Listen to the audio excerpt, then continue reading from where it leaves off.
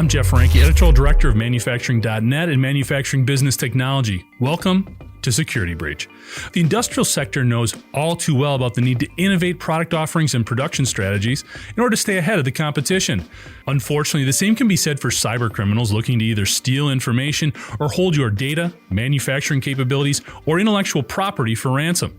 Just as you continue to develop new strategies to respond to hacks and protect your digital presence, these bad actors are continuing to update and enhance their schemes in order to improve the success rate of their attacks.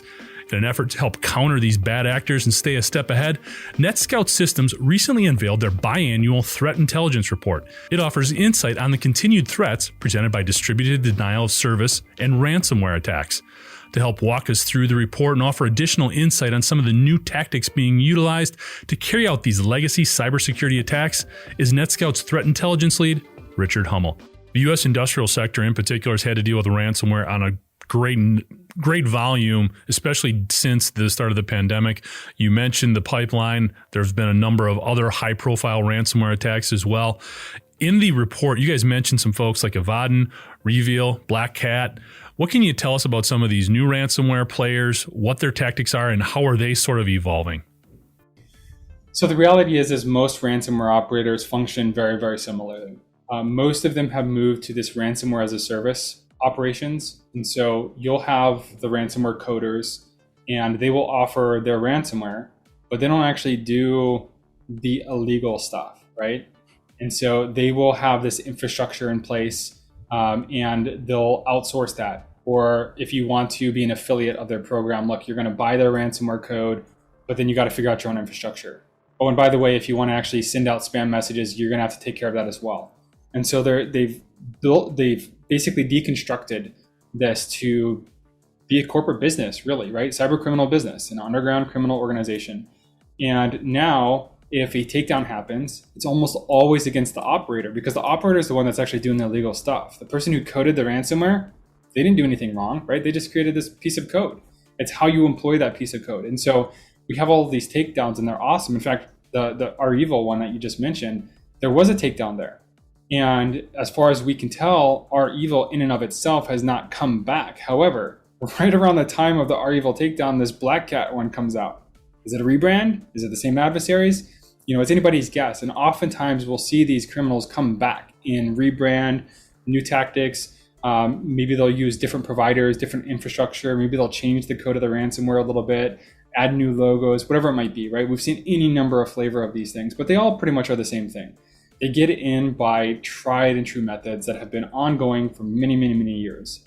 Lockbit 2.0, which is a really big one right now, gets in via brute forcing. They use RDP credentials to be able to get in, whether those are purchase credentials or they're brute forcing with like rainbow tables and just trying to do default guesses.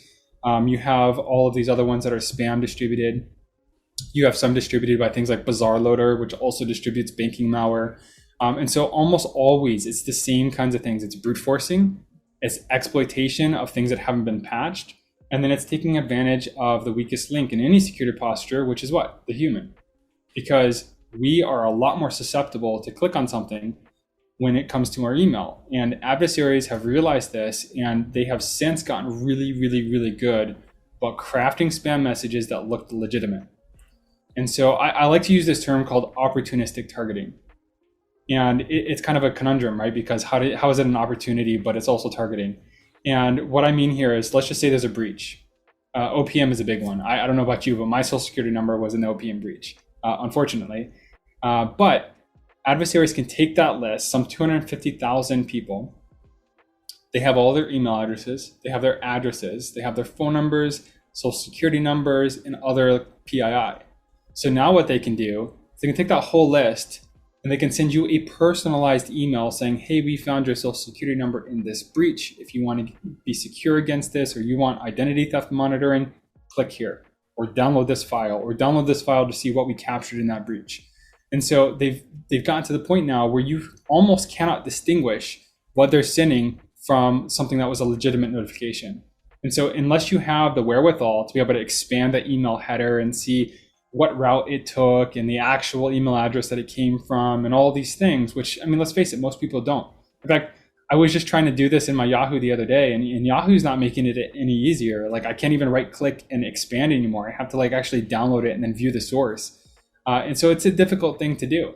And adversaries have learned this. Yeah, it's incredible, the evolution of this entity, the cyber criminal, if you will. It's an organization, and now they're even going so far as to rebrand themselves as they advance and improve their tactics, I guess. So it's crazy. You know, we've talked a lot about the bad guys. Let's talk about one of the good guys. Maybe you can talk to us a little bit about what NETSCOUT does, the people you're working with, and some of the services you offer. Yeah, so the main thing here to think about NETSCOUT is we like to call ourselves guardians of the connected world.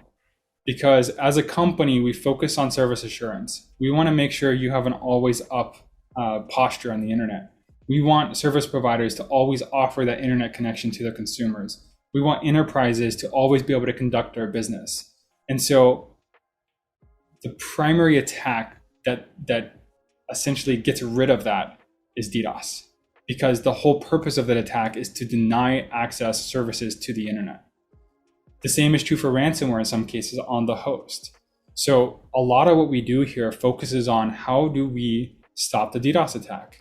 How do we recognize it? What do we need to be able to do? All of these different attack vectors. And my team specifically focuses on the R&D aspect of this. We're constantly trying to discover new vectors, new way adversaries are going after organizations. Even if it's an existing DDoS attack vector, are they using it in a different way? SIP is a really good one. There's lots of different ways to abuse the SIP protocol, which is inherent in many of the VoIP providers that we were talking about earlier.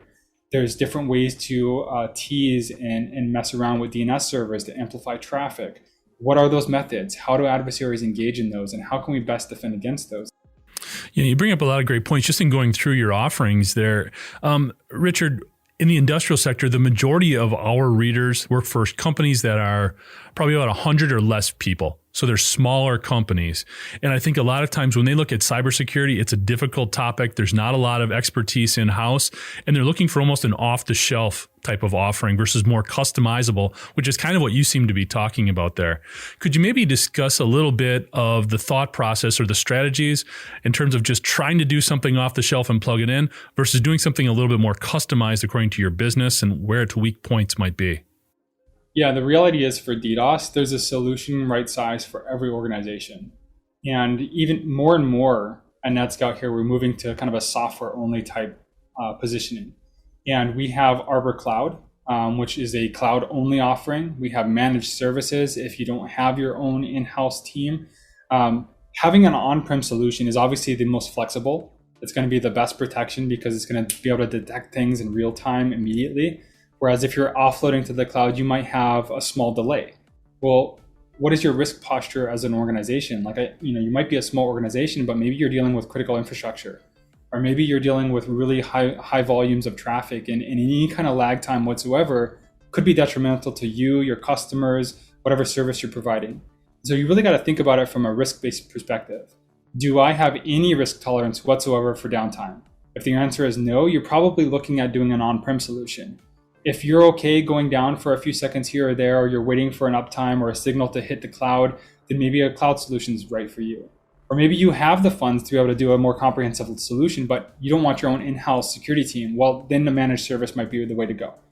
So there's any number of solutions here for any size organization. Okay.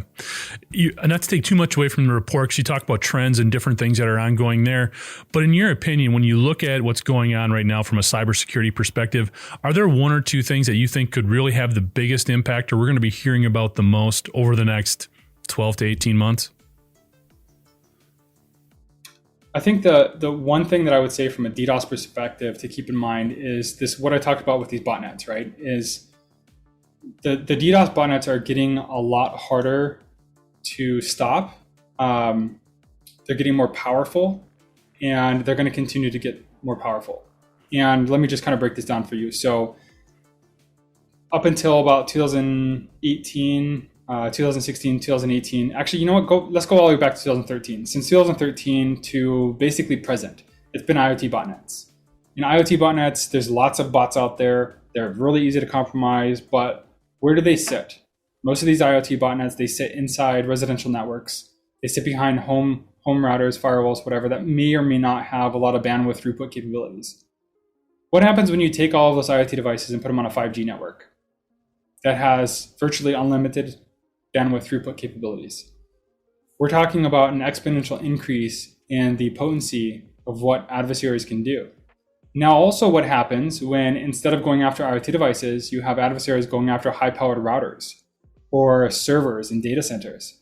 Now you're talking about they have not only the bandwidth, they also have the processing capabilities to be able to launch these really potent attacks. All of that has happened. 5G is rolling out. There's been a 32% increase in wireless networks being targeted over the second half of 2021. You have Maris and Devenis compromising MikroTik routers that sit in high-powered bandwidth throughput environments to be able to launch really fast attacks. In fact, many people would know Krebs on security website going down. He blogged about this, the Maris botnet using HTTP pipelining with MikroTik routers to be able to take his website down. You also have Git Mirai, which is essentially a Mirai code branch that uses a GitLab exploitation to be able to compromise Git servers sitting in data centers. So now you're able to launch this really fast attack. So all of that coupled together paints this kind of scary picture of where we're going. And I think a lot of people are still trying to figure out what is 5G? How do we defend 5G? How do we even roll it out? And so there's a lot of questions here. And I think it's going to be a very big question mark going into the next year and even following that as we continue to roll these things out and figure out just how do we do this 5G thing? Absolutely. Richard, this has been fantastic. A lot of great information here that we can, a lot of takeaway value. Absolutely. For more information on the work that NETSCOUT does, you can go to their website, netscout.com, and to take a look at that report that we keep talking about. That's netscout.com/threat report. Richard, again, thanks so much for the time today. Thanks so much, Jeff. It's been a pleasure. Thanks for joining us today. To catch up on past episodes, you can go to manufacturing.net, IEN.com, or mbtmag.com. For Richard Hummel, I'm Jeff Ranke, and this is Security Breach.